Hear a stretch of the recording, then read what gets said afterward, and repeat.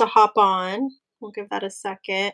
Um, we're going to talk today a little bit with Bianca from Birthing Bee Doula. She's also a student midwife right now, and she was a client of mine. Oh, there she is. Let me see. Hello. Hi. I Hello. was getting started while you were getting added on just to kind of introduce you. So, hello everyone. We might wait a second to see if anybody hops on, but we planned this live just at a time that was convenient for me because life's always busy. So it's not always the best time for live viewers, but we wanted to do this so that we can share this with. Yeah.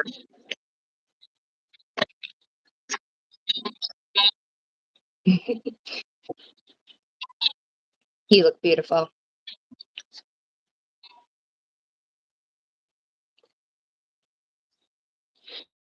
You. How is our service, do you think? Because it seems like You are.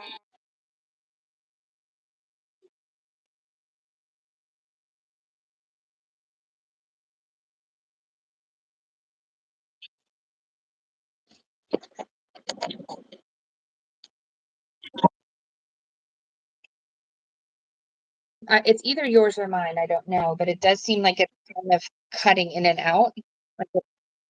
Yes.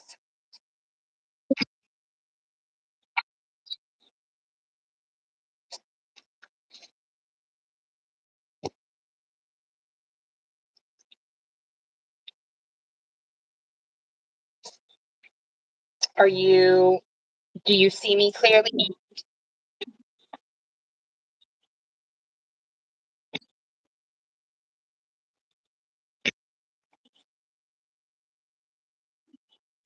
I can kind of, but like you.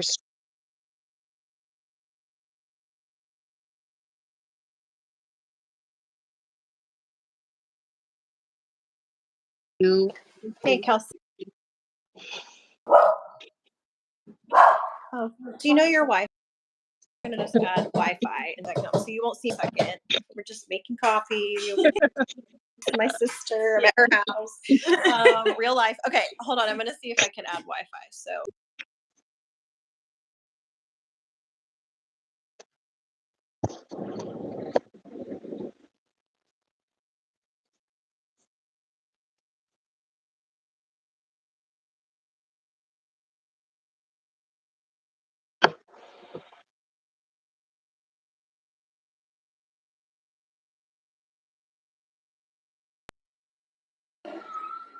All right, is that better? Yes. I'm now on their Wi-Fi. Good. Sorry about that. Real life live. That's why lives are great, though. It's kind of like no pressure because it's fine. Okay, now there's giving us a few minutes to get started. Okay, so introductions. We're on my YouTube channel, which currently is Laughing Willow Farm, and it just kind of encompasses all the things I do, which is like homesteading, clean eating, natural living, midwifery wisdom. And so this is part of that midwifery wisdom. My husband says I should start a separate channel. So if you think I should, comment below. I don't know if I have time for that, but we'll see. And Bianca reached out to me and was like, what if we did an interview with me, kind of going over all the things that I did for my third birth? And the premise of that is as birth workers, which Bianca is a doula and a student midwife. And I said that before you hopped on, but we say that the third birth is the wild card sometimes, because you'll find that the third birth is either like super quick or it's often really long and challenging and difficult. And when I was pregnant with my third and I had been a doula for a long time and then a midwife, I was like, I will not be the wild card birth. I'm doing all the things. Yeah. And I did have a fast birth. And you took the same approach, because when we've seen those really long births, that can be really hard. Yeah. And so we just wanted to be proactive and do all the things. Yeah. So that's what we're going to talk about. I feel like we felt a lot of at least I did. I'll speak for myself. You definitely feel a little bit of pressure being a birth worker and having like all of your clients know that you're pregnant and asking about like what's your birth plan and all of that, and you kind of feel a sense of like I gotta walk the walk, right? Mm-hmm. And not just like talk the talk. So Yeah. Yeah, no, exactly. I was like, I have to do all the things I've been preaching to them for Yeah. years because I had a big gap between my number 2 and number 3 babies. I was a brand new doula with baby number 2. So I had all this 9 years, I think, in between of like birth experience. And I was like, I have to like do the things. Yeah. Um, and so I did, and it was hard. It was like a full-time job. That's something you and I've talked about. I mean, it is like a full-time job. I was ready to have that baby because I was like, I don't want another week of like appointments and things that I need to do. Yeah. So, I don't want a to-do list of stuff. Yeah. yeah. So, I'm hearing like, are you hearing a little bit of feedback? Do you No. have just your phone screen open? Yes. Okay. Yeah. Yeah, that's what it is. I don't hear feedback at all. It might be the echoing. Um, so let's just kind of hop in. So like I said, Bianca is a birth doula, a childbirth educator, you're a lactation counselor. Is that right? Mhm. Lactation specialist. Um, and now you're a student of midwifery. Yeah. So you have a lot of experience and you're still gaining a whole lot of experience. And so you have that like, in your history, in your repertoire. But we're gonna talk about you today and like using all that knowledge, but then now you're the patient, you're the Right. client. And it's Yeah. hard. You can't really doula yourself totally. People ask, like, oh, they asked me, did you have a midwife there? I was like, yeah, I had like three and a doula, Yeah. because we can't totally do it for ourselves. So we're going to just kind of talk through all the things that you did, some of your experiences, and like, when you kind of had to change the plan a few times and what that looked Yeah. like. So I guess let's just get started. So tell me a little bit about how many kids you have, your first two births, kind of like what led Sure. you to the third. Yeah. Yeah. So, I have 3 boys. My firstborn is 7 and my middle one is 5. And then this last one that I had at home with you is about 15 months. Um, my first one was very much typical. I always say this to all my clients, like it was typical. I didn't know what I didn't know type of thing. I got an OB recommendation from someone random at work that was like, "Oh, I like this OB." Little did I know that she has, horrendous C-section rates and horrendous episiotomy rates as she cuts everybody. Mm. Um, and it was at a hospital here. I won't name it, but any doula who hears the name is going to be like, ooh, please don't deliver there. So I just didn't know much. I didn't get a lot of education. I had no idea what a doula was.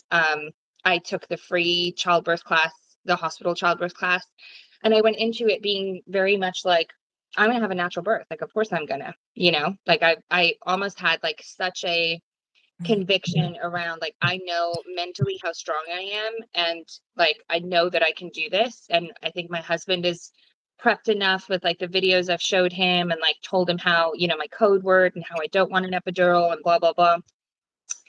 And then, I fell into the hospital sort of thing that just happens with a lot of first time people, where I showed up way too soon. My waters had already broken. I was only 3 centimeters dilated. And rather than saying you should go home and continue to labor at home and come back when you're actually like in active labor, they sort of very assumptively put me on Pitocin and was like, your contractions are not strong enough. And so that birth very much escalated into me being, huddled over the side of the bed, with the Pitocin on, I think, a 12. And I was about 7 centimeters, just so full of fear, like my eyes were just filling up with tears. And I went from coping with contractions to suddenly not coping with contractions, because I really didn't have enough strategies to how to, handle that. Mm-hmm. And so, my nurse, bless her heart, she was very, very sweet, but she was basically like, I really encourage you to get an epidural, because your experience is going to be much better if you're calmer. It doesn't seem like you're coping very well with the contractions. She was sort of really encouraging that, which obviously, most of their clients do get epidurals at that hospital. So it's kind of like, also like, please get an epidural and lay in bed so I can, step back, kind of thing. Yeah. So I got it, and thankfully it worked beautifully, and I didn't have any, I didn't have any negative side effects from it, and it worked wonderful. I was happy as a clam. But by the time we got to functioning, and by the time we got to it getting close to the nurse calling the doctor, I realized like I don't want her here. Like I don't like her, and I don't want her here. And so we kind of stalled and waited to call her in. And as soon as she came in, I was basically on the verge of crowning, and she picked the scissors up and wanted to cut an episiotomy. And I was like completely thrown from this like pushing mode and excited, like I'm about to have my baby, to like, what the hell are you doing? Like, why are you doing this? And she just sort of very nonchalant was like, oh no, like you're gonna tear. Like every first time mom tears. So I'm just gonna make a cut here just to, make more room for the baby's head. And I was like, no, you won't. Like, put the scissors down. I don't want you doing that. I want to give my body a chance and see whether or not I'm going to.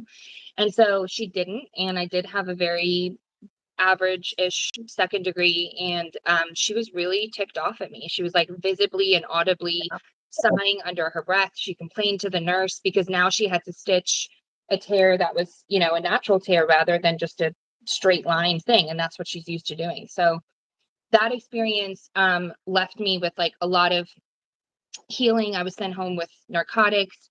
I was in a lot of pain. Breastfeeding was a challenge that first week. If it wasn't for our mutual friend who introduced us, who came to my house and was like, get in the shower, here's a comb, go brush your boobs, like, let me show you what to do, I don't know that I would have had a great breastfeeding journey with my first. But all that to say, my first birth experience, walking away from that, I felt very much like, why was I not prepared enough? Like, why did I felt like a real patient. Like I felt like everything was just being told to me, like this is what's going to happen. I was never a part of like a lot of my decisions. And it just was like, that's not how birth's supposed to go. Like I didn't have a happy feeling when I thought about my birth, except for like the moment that he was finally on my chest. But that was all kind of taken away immediately as soon as I noticed how ticked off my OB was at me, because I refused for her to cut me. So fast forward to my second birth, which was like 2-ish years after that, I really should have at that point, and I wish that we had done more, just grinding to figure out the finances to be able to go the midwifery route. Because at that point, I wanted to have a home birth midwife. But when I heard the cost of it, and we had already dealt with some financial things at that point, and I was just like, this is not, I don't know how I'm going to achieve this. So I opted for let's labor at home till minute 99 and go to the hospital. Which you did. Which I did. So, sometimes it happens without me being aware that it's going to happen. Like as a doula, if I go to a client's house and I'm like, oh, shucks, like we have to go now. For me, it was pretty conscious. Like I did it pretty intentionally because I was so comfortable at home, and I was so comfortable in my bathtub, and I was just kind of riding the waves there. And labored there until I felt the baby basically drop into my pelvis. And I looked at my husband and was like I felt him drop into like the birth canal, not into my pelvis, but I felt that drop where you're like, oh, there's a lot of pressure there. And I was like, we have to go now unless you want to catch this baby. And so we drove the 12 minutes to the hospital. I was 9 centimeters when we got there. It was super chaotic. Like the nurse's face was like immediately fear, hitting buttons, calling the on-call doctor. Because of course my OB, which was a different one at that point, was out of town and off call. So I got the like random person in the practice that I'd never met. So that was wonderful. And that birth was just fast and furious. I had him 45 minutes after arriving to the hospital. And it was,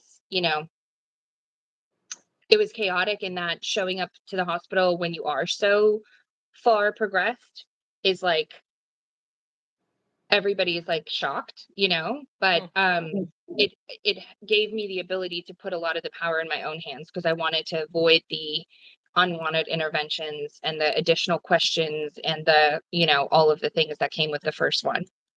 So there are some really strange comments on this thread. Yeah, so it's normal. I'm just blocking them as we go. They're bots. Oh, are they? Yeah, they're just bots. And so I can just hide them as we go. Yeah. Okay, And they good. delete them. And it's fine because it actually like pushes the algorithm out. So I'm like bought it up. If I responded to them, it would actually push the algorithm out, but I don't have time. Okay. Okay. So I'm hoping there's not a lot of feedback. I can hear a little bit of feedback on and it's probably the echoing. I don't know. I might be able to fix my sister, but you can keep talking. Sorry that the bots distracted you. No, it's Um, so I was gonna ask you, do you feel like, because I know you were happy with your second birth, right? okay. So being happy with your second birth, what made you, I guess we could fast forward and say, you ended up having a home birth with a third and you ended up saying, hey, like that's what I want to do and we're going to figure out the finances. Yeah. Um, what do you think made you make that shift? I just asked that because you and I had three similar birth stories, right? Like where I had the less than desirable first birth, Yeah. and then the second one was a great hospital birth, and then I chose a home birth as well for my third. So Right. Right. Well, the worst part of my second birth, and even my first, even though I was like so early in labor that I practically wasn't even laboring, but with my second, sorry, that's a midwife. That's just, um, with my second, the absolute worst part of that birth was driving to the hospital. yeah, And I only had a absolutely. 12 minute drive. But like Mhm. the first of all, having to leave your home and say goodbye to your firstborn. And I always prep my clients. Like when I have clients who hire me for their second and third babies, like I prep them to understand like once you need to say goodbye to that firstborn, it is an emotional transition, right? You kind of are hesitant to leave, you feel bad leaving, like you hug them. Like I remember my husband like prying him from me, and me just knowing that like as soon as I get in the car, when I come back again, he's going to be a big brother, Mm, and that dynamic's going to be so different. So yeah. being in the car itself was the worst in labor because it was the middle of the day. I had him at like right at 2, and we were sort of like in traffic, so I'm dealing with contractions with people like around me, which was just super rough. And then quite honestly, the hospital environment and the fear that I felt again immediately as soon as I got there, even though I knew, I was so much more well prepared and mentally I was so much more ready and all of that, you do kind of have this sense of like fight or flight immediately when things seem like so panicky, Right. where I knew that at home, like everybody's coming to me. And at that Mhm. point, when I chose a home birth, I'd already been a doula for what, 3.5 years or so, and I had attended a few home births where I was like, this is magical. Like we Mhm. show Yeah, up it's to very these different. homes and we leave the house in a better state than what we found it, Mhm. like True. the Yeah. watching the mom like laying in bed and breastfeeding her baby in her own bed, breastfeeding her baby and using her own toilet during labor and all of those things just seems to me and feels to me, which is why I'm going into midwifery, like that's how it's always supposed to be, Yeah. like you're supposed to be in the hospital if you're high risk and there's complications and it's the Mhm. safest place for you if you need those additional interventions. But for the most of us, like having your baby at home is like quite literally the best place to be, in my opinion. Yeah. Yeah. There's a midwife local to you and I that has said the first intervention is leaving your house. Yeah. And I love that when talking with somebody about even just choosing a birth center over a home birth. Not that birth Yeah. center is a great option and a lot of people need to use it, but it's just a thought, and it is true. I would say that Yeah. people that are in the birth center are more likely to transfer in my experience, and so Yeah. we just have to think through that. Is that the best place for you? So, okay, so headed into the third birth, you knew you wanted to do a home birth, you wanted to do things different. So how was that whole experience different? What are some of the big differences for you? Oh, well, starting off just with our appointments, Mhm, like the whole prenatal journey was so different to what you get in the traditional medical model. Like getting mhm. to sit with you for an hour at each appointment. Sometimes we'd go over, and I always felt bad. We'd always look at the time and be like, "Oh, shucks, we're 15 minutes over," or whatever. But we would really get to dive deep into like everything to do with me and how I felt and my pregnancy and just being a woman in today's time and how I was doing emotionally and how I was doing physically, how I was sleeping, what I was eating, all of those things that we were going over really not only got us to a point where we were building a bond and a connection throughout pregnancy, but it was also like educating me and mentally getting me ready for labor and birth. Whereas I had my appointments before that with an OB are 10 minutes long. And like a lot of the times it's talking about like scary stuff. So you leave and you're like a ball of angst, you know, where with you, we were laughing. We were talking a lot about our birth experiences, like with clients and stuff like that.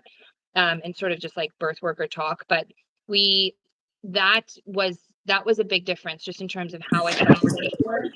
And we really focused on like, this is the plan. Like, these are the things that we can do that's within our control. So I actually broke things down between physically, mentally, and nutritionally, like what I went through to kind of go over that.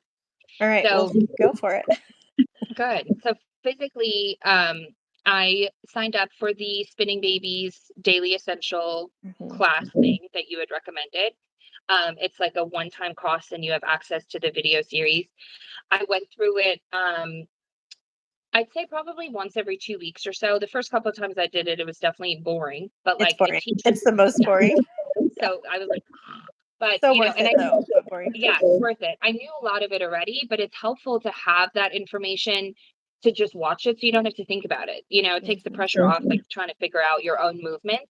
But like I was so much more mindful about pelvic mobility this pregnancy. Like every movement that I did in terms of like getting out the car, getting up from the couch, or even laying and watching TV on the couch, I was very conscious about like either laying completely flat or sitting completely up on my sits bones. And I hadn't done that with my previous 2 pregnancies. I didn't really understand what an impact that makes in terms of getting your baby in the right position. So that Spinning Babies thing really helped with that. I did swimming. I have a pool here at home that I did swimming in.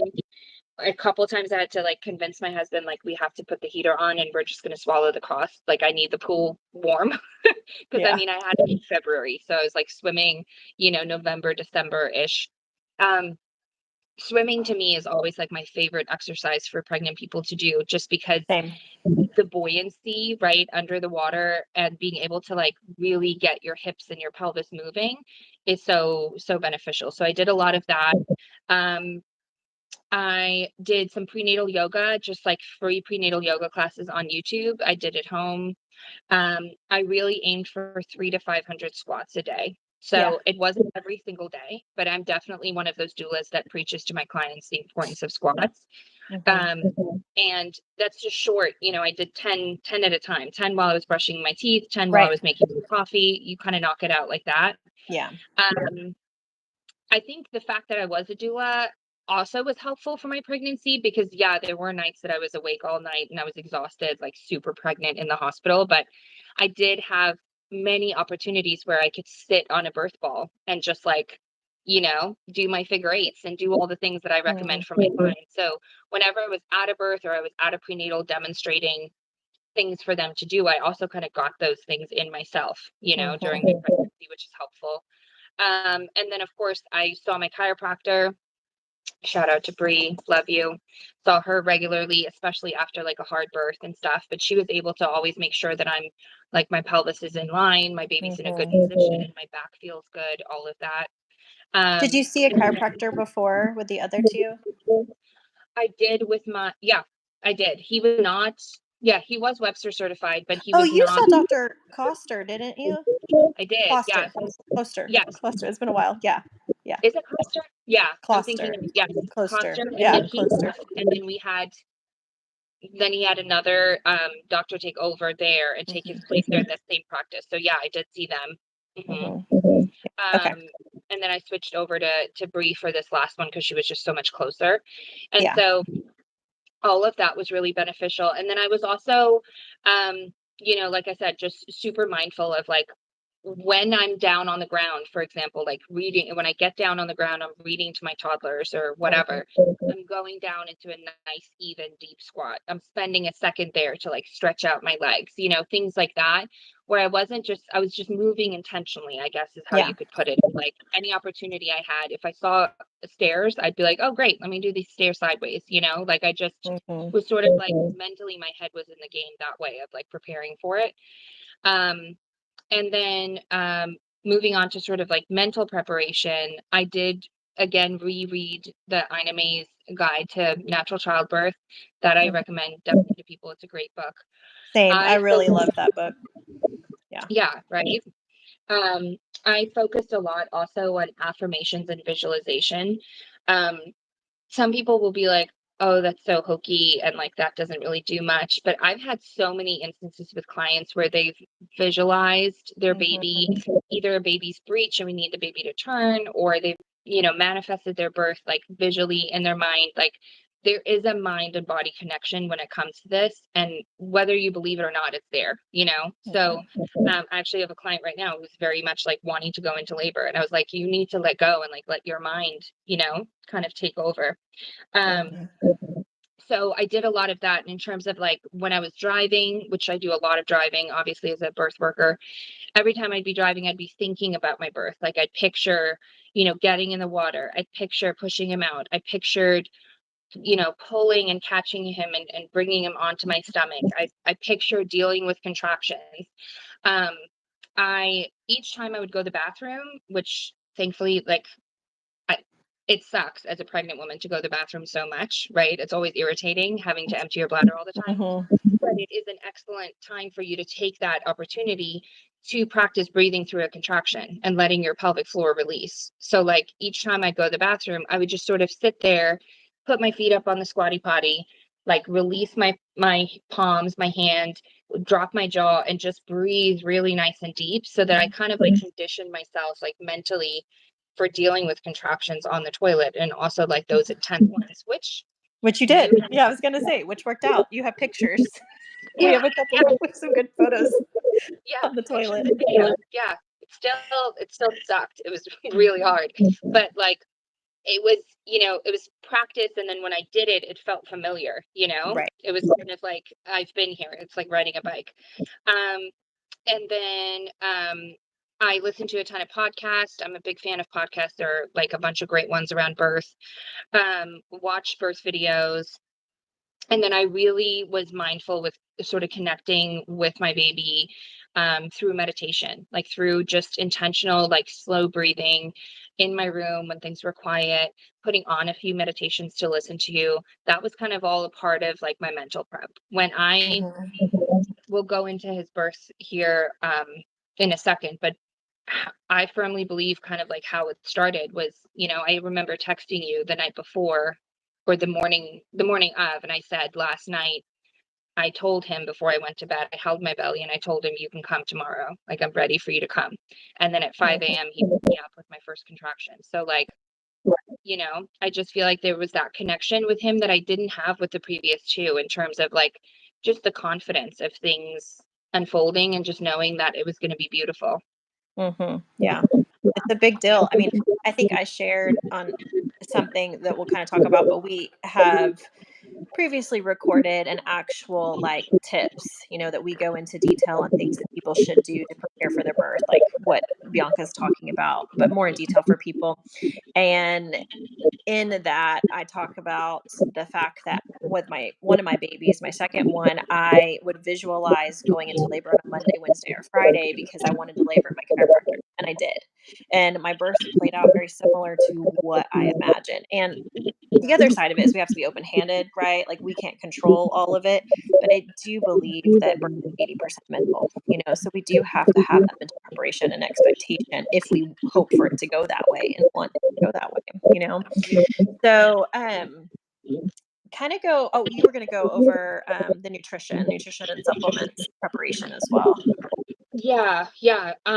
So with that, remember when we had done the blood draw for the gestational diabetes, I kind of like, I technically passed, but it wasn't like flying colors by any means. And I remember you being like, well, I kind of still want you to be really mindful about like this, and this. And a lot of those conversations was around avoiding, simple sugars and Hmm. carbs that are not, good carbs, and really being mindful of my protein intake. And so majority of days I was quite adamant to hit at least 100 grams of protein. Hmm. If there were days like I went on the trip to Florida when I was 36 weeks pregnant, I think, and we Hmm. Yeah. carpooled to Yes. Florida.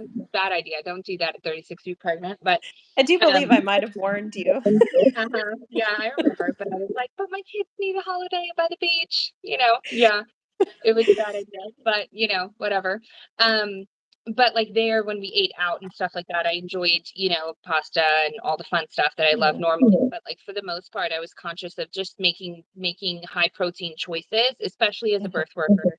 When I had birth, I mean, my last birth was at 30, I was 37 weeks pregnant. So like I was still packing snacks to go to the hospital that were just focused on high protein, low sugar, sort of like a modified keto-ish, Yeah. safety for pregnancy. Um, but I also read the Real Food for Pregnancy by Lily Nichols book that you had recommended. That's a great book. I recommend to my clients now too. Um, I took the trace minerals that you recommended because I was getting a lot of those like crampy, Charlie horses and stuff like that. Hmm. And I love the trace minerals. I feel like everybody should have them. Yeah. Like it's just great.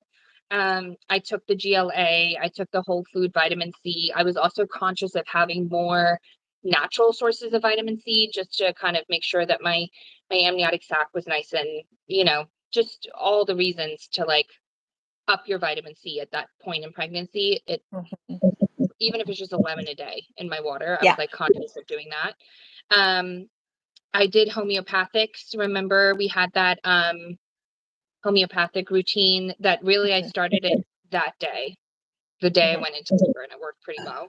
Yeah. Um, and I was very, very conscious of my water intake by far more than with either pregnancy. I was just because I preach it all the time as a doula, like take your electrolytes, make sure you're drinking enough. But I was close to about a gallon a day in water, um, because it's just so enormously important. And so I think that in addition to my Nora tea, which I started Hmm. at like 17 weeks, and it wasn't the Nora tea that you like buy at Target, or the red Hmm. raspberry tea that you would buy in the store. Got fresh, that was made by midwives, that was a concoction of herbs that's really good to like tone your uterus.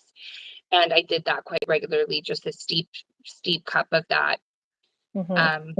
So that Do was you sort of feel like with all of the things like mental, emotional, physical, nutritional, do you feel like this was an easier pregnancy? Do you feel like it was a harder pregnancy? Like what's the differences you notice just in terms of your like self-care and taking care of your body? Because it's your third baby, so you're older. You're a doula, which is like really hard on your body. yeah. How do you feel? I I think it was overall an easier and better pregnancy. Like even though my job was different, it's definitely a whole different ballgame if you're sitting behind a desk and you're working with, spreadsheets and numbers and you're Mhm. going to meetings and stuff like that.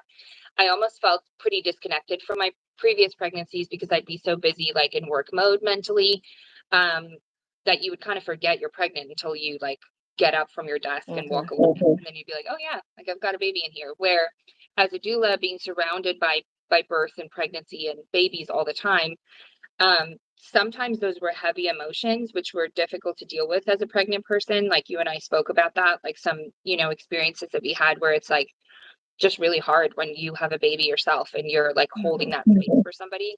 Mhm. But I think I felt stronger, like I Mhm. went into the pregnancy heavier than what I did with my previous two ones. So I was like, dang, I'm a little bit on, not a back foot, but I was like, I wish that I was 15 or 20 pounds lighter like I was with my first two.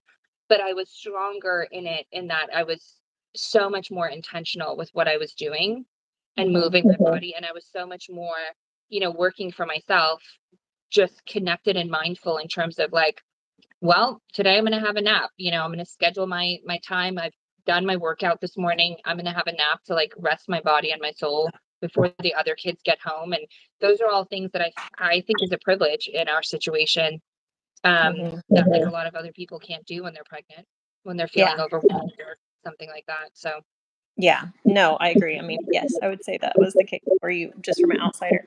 I just realized I'm wondering if the feedback I'm hearing is the volume on your end. Will you try turning the volume down just a little bit? Let's see. I think that was it. do Maybe. you think that? Okay. I've done several lives and I've never had a feedback issue. Do you hear feedback when I'm talking? Well, that's good. That's all that matters. Um, well, okay, so let's go into detail on the birth. I'm gonna move just because I came out here to see if it would help with the feedback, but I feel like I'm invading my sister's space. So she said, I don't care. She's a TikTok influencer. She's like, this is her like job, kind of. Not really. You're actually a teacher, but you couldn't do the TikTok without being the teacher. Well, you could. Okay, that's a whole nother aside. Let me go back in here. Um, she is a TikToker. Actually, I she's a didn't know that. YouTuber I'll have now to and an follow her. Instagrammer and all the things. It's a real Okay. thing. Okay, so let's dive into the actual birth. We kind of talked about anything else you want to say about the prep or Yeah. Oh, so the only other thing would be kind of at some point during my doula training or during my course of being a doula before I got pregnant, I kind of dove into the idea and dove into reading a lot around the idea of having an orgasmic birth. Mhm. And I did see, sort of anecdotally that my clients who had a real connection with like their body, who had a Mhm. really like healthy sexual life, right? And had a very healthy connection to their sex life and achieving an orgasm and things like that, tended to have smoother deliveries, Yeah. like they tended to Well, have. and let's explain a little bit about it. So, first of all, there's a documentary that you can watch called Orgasmic Birth. I remember when I was diving into the doula world, I think I was newly pregnant with my second and I had just gotten certified. I actually rented the video and it was really funny because our mutual friend, the friend that introduced you to me, it was her bachelorette party. I forget. I think it was her bachelorette party, but I think because I was pregnant, I came home at like midnight and we had told her husband that he could sleep on our couch because we all lived in the same apartment complex and that my husband was working late.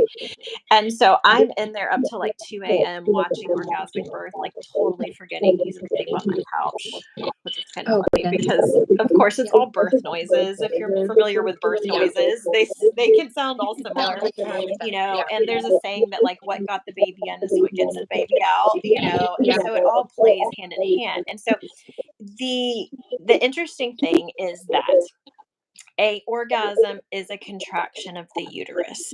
So it takes the same hormone, which is oxytocin, to have an orgasm as it does to have a good adequate contraction. So oxytocin is very important. We can't really produce oxytocin well unless we feel safe, unless we feel loved, unless we have that connection.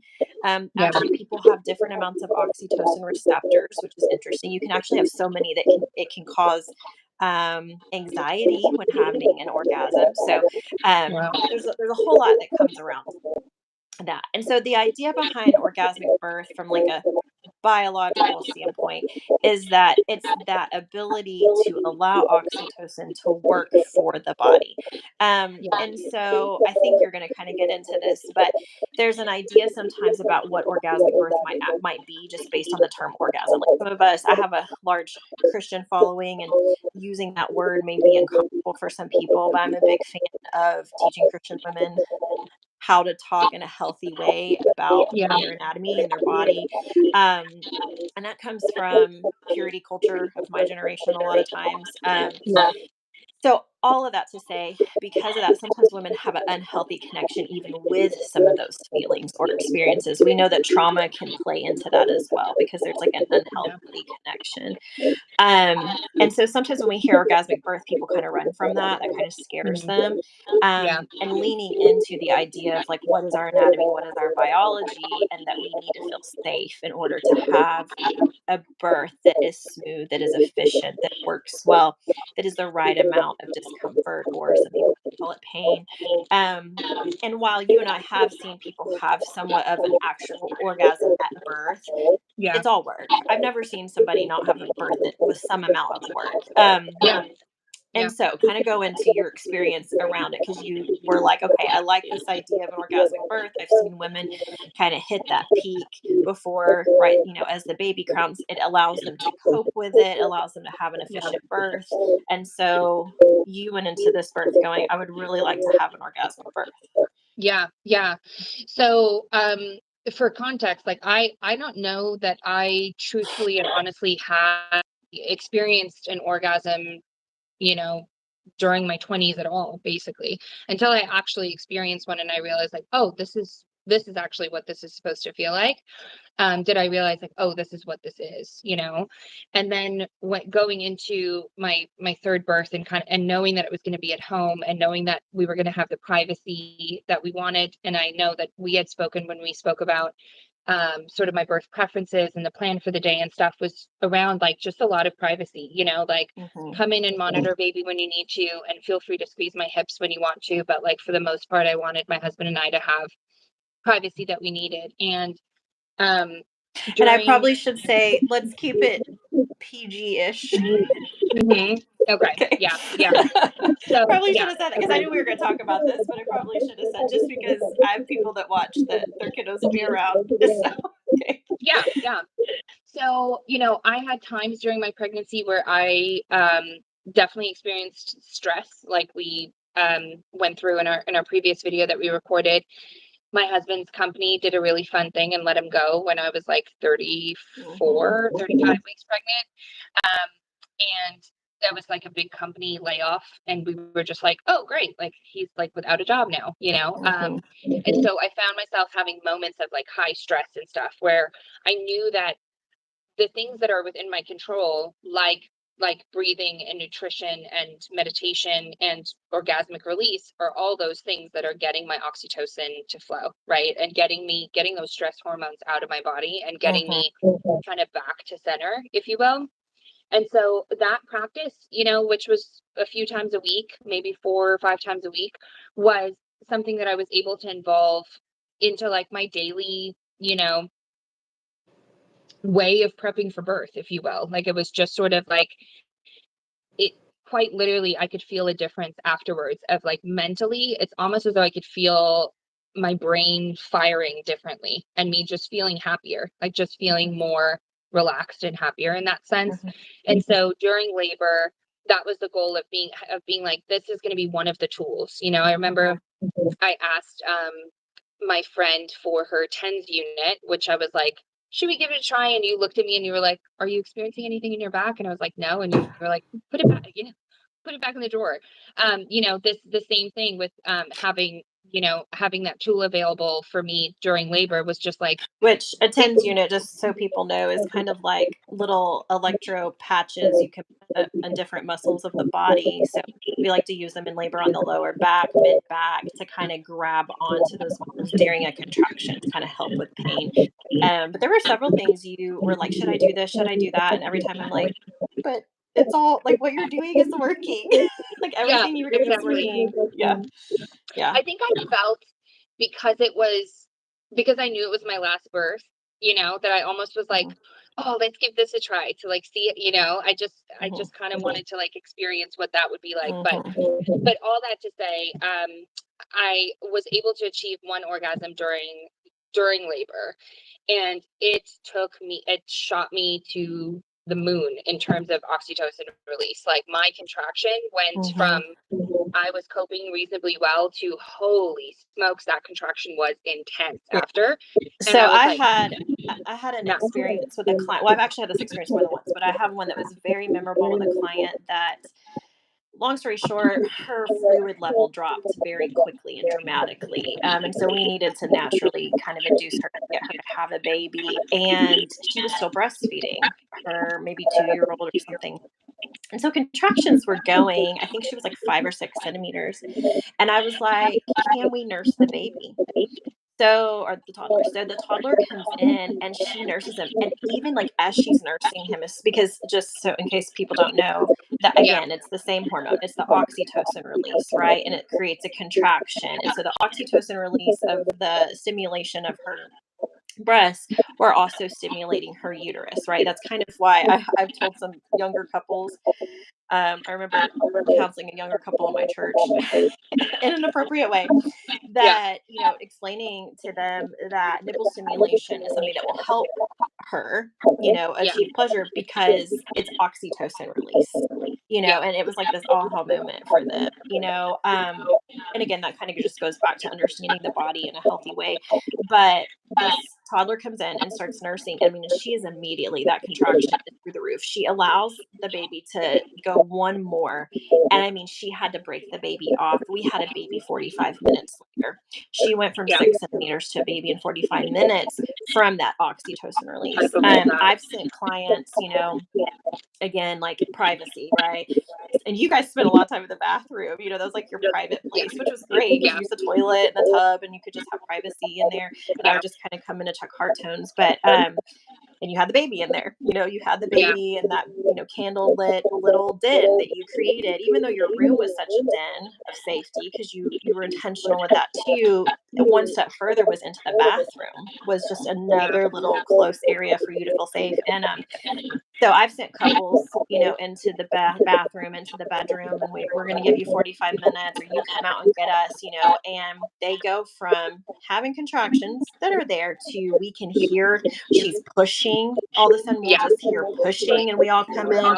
And it's a lot easier to achieve that at home than in the hospital. Now, I have left couples in the hospital. I'm like, the nurses, everyone knows we're not coming in for 30 minutes unless we see something on the monitor. Um, but it's a little harder. That's not to say I would Yeah. have a hard time. If somebody was like, I need you to like start making out with your husband and do nipple stimulation in the hospital, that wouldn't happen for me. That just wouldn't. I'm not that person. No. But at home, that's where that happens anyways. Like you're Yeah. comfortable, that's your space. You trust us that we're gonna be appropriate with you. And I've had more than one baby come after that because like you said, they'll have that you hear it. Like you hear that contraction when it happens. She's pushing or it's hit the next level and we kind of all come back in pretty quickly and have a baby. Yeah. So And I think it wasn't very long after that. yeah, that's kind of like exactly what happened with us in Yeah. terms of so kind of backing it up to like the start of the birth. Like I said, the night before. And two, just I'm gonna tell you, we only have 13 minutes and I'm sorry. Okay. I know it's So okay. just so you I'll know. sum it up quick. But night before, I wanted to wait until a certain point. That's a different story. But I wanted to kind of wait until a certain date to have baby to make sure. His birthday was the 19th or further in February. And so the evening before, I was like, I'm ready for you to come. Like, it's safe for you to come now. Everything's ready. Mhm. I can't wait to meet you. I'm ready for you to come, type of thing. And I went to sleep. And then at 5 o'clock that morning, I woke up from like a deep sleep with my first contraction. And I felt like, wow, that was enough for me to like have to breathe through it. And I turned around, I went back to sleep. And then I started that morning, I was kind of like, well, things might be, possibly starting. I started that homeopathic sort of pellet routine of yours that you had recommended. And I did the mile circuit. And then the next text that I sent you, well, I called you then. So it was funny Mhm. because we had spoken about the homeopathic thing and kind of how many to take around 10 a.m. And Mhm. then I started contracting, but my oxytocin, truthfully, was so high that I feel like my contractions were nothing. Like I kept waiting for them to get to a point where I was like, I need to call my team. Like these are Mhm. intense. They never got to a point where I was like, this is really intense because I was at home. We were watching the Great British Baking Show. I just had brunch. I had, Mhm. my boys around me and doing the mile circuit and stuff. Like it was just a normal day at home. Like it was just such a, regular day. And I remember calling my friend Megan because she was going to be the assistant midwife, and just to give her a heads up because she's right down the road. So I was like, if anybody, you could at least come here, kind of make sure things are actually happening before we call in the rest of the team. And when she had told me over the phone, like she was actually headed to the hospital, she had a client in labor and she couldn't come, I started crying. And I also had a contraction with her on the phone. And she was like, have you called Keisha? Like, you should call Keisha. Like, call her right now. Hang up the phone and call her right now. And I was like, no, I think and she's like, Bianca, I need you to call Keisha right now. And I was like, okay. Like, okay, I'll call her right now. And even my husband was like, you need to call. Yes. Like, He was like saying, yeah. Yeah. I don't know. I just totally was in denial. And it's so funny because I feel like it happens often with birth workers, with midwives and with doulas, that we're kind of like, no, it's okay. Whatever. Don't take our own advice. But anyway, so called you and you were like, oh my God. Like I remember hearing you breathing heavy because you were running from the Yes, garden I into the house. ran. I was like, so my contractions are all like, 45 seconds to a minute. I feel like they're mild, but they're like every 3 minutes. And you were like, oh, okay. Like I'll send Becky because she's closer. And so you sent her, she arrived around like 3:35 or so. And I just feel like we had a lot of fun, like it just felt like I was surrounded by people who I trusted, who, I love you guys as people. Like you being in my home and being in my space felt comfortable. It didn't feel like there was anything weird or medical about it.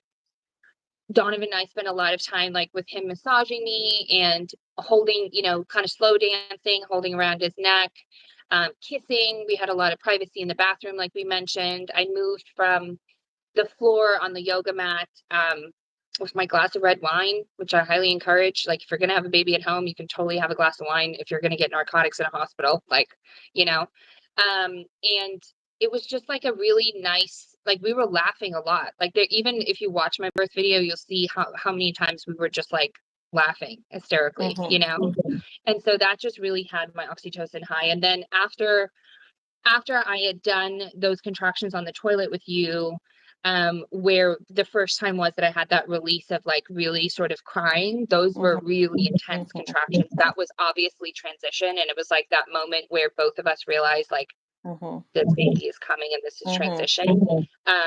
That's where I like really quickly made my way over to the birth tub. And as soon as or not birth tub, it was my actual bathtub. When I got into that tub and submerged my body in water, I was like, oh my goodness, what a massive relief, like it just was the best thing ever. And then, pushing was really fast. I feel like it was, less than 10 minutes of, just a few contractions of really just me for the first time allowing myself to like push when I felt like pushing and pushing slowly and really pushing at a point where almost my uterus was doing a lot of the pushing. I wasn't putting a lot of force behind it, like I was with the hospital births. It was just completely different. Like it was just like letting my body lead the way. And then I think he had one nuchal, one cord wrapped around his head once that you had felt for. And then he came out and we moved from the bathtub to the bed to deliver the placenta, and we delayed his cord by about an hour. He got to have all his blood back. My oldest son got to cut his cord, which was amazing. So sweet. So sweet. And they got to be there and like witness their brother be born. And we had champagne in my bed, postpartum. And it was just, I just remember sitting there as you guys were like packing up your stuff after you did the intensive newborn exam and all of that. And me being like, wow, like I just had a baby, like what a magical experience. And that really solidified, like, I want to be a part of this for other people. Well, and I want to mention this, and we only have a few more minutes, so I don't want to take up much more time because I want you to be able to say anything else. But something I think that's worth noting is that, so when baby came out, we kind of need to stimulate him a little bit. And then as he transitioned, he just could not get like that that extra fluid in the bottom parts of his lungs up. So sometimes with water births, we see that if when they come out of the water, they don't take that big full breath, they'll clear kind of the top parts, top Yeah. quadrants, we call them, of the lungs, and they won't necessarily clear the bottom. And that's harder for them. It's a little easier for them to clear the bottom up. And so we actually had to really work with him for Yeah. about an hour, just doing different techniques, keeping him with you, keeping him on you, doing a whole lot of close monitoring, lots of techniques, like I said. Yeah. And I just love that you love your birth experience so much, even though technically that was a complication, right? Like you still Yeah. had a complication in there that didn't go exactly as planned. You would have loved for us to just leave probably and like let you guys have your time, which we tried to do as much as we could. But we were there. We had to be Yeah. very present, very aware. And that would have looked very different in a hospital setting, So different. He you would have know? been, the cord would have been cut immediately. Right. Like, as soon as the nurse listened to his lungs and figured out that it doesn't, he sounds gurgly and it's, Hmm. suction. It would have been so suctioned to the point where Hmm. like he possibly could have had an oral aversion or something Right. going on. Which that just kills me every time that happens routinely. Mhm.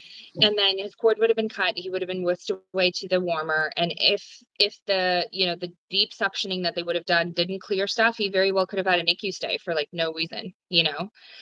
Where with you, I just felt so safe in your knowledge and your experience and all the things that we were doing between like hanging him upside down and having that fluid drainage Only under happen, the which care of a professional, but yes, but yes. it's a But technique, it yeah. also like logically makes sense to me, like it makes sense that gravity is going to do like, this is nature. We're in Mhm, nature. If we use gravity, that's going to help with the lungs. mhm. You eventually had to give him just a couple of like clearing breaths, Inflation breaths, yeah. yeah, inflation breaths.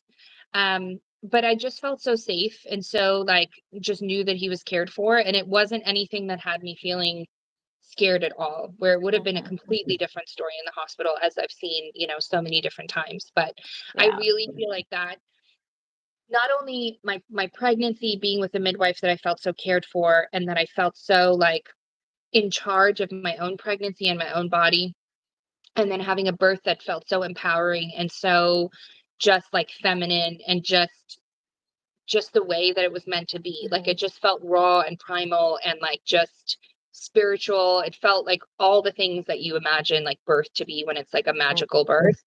Um, and then to have you, that led into my postpartum being so much better than my previous two. yeah. Like I felt so much more connected to my baby.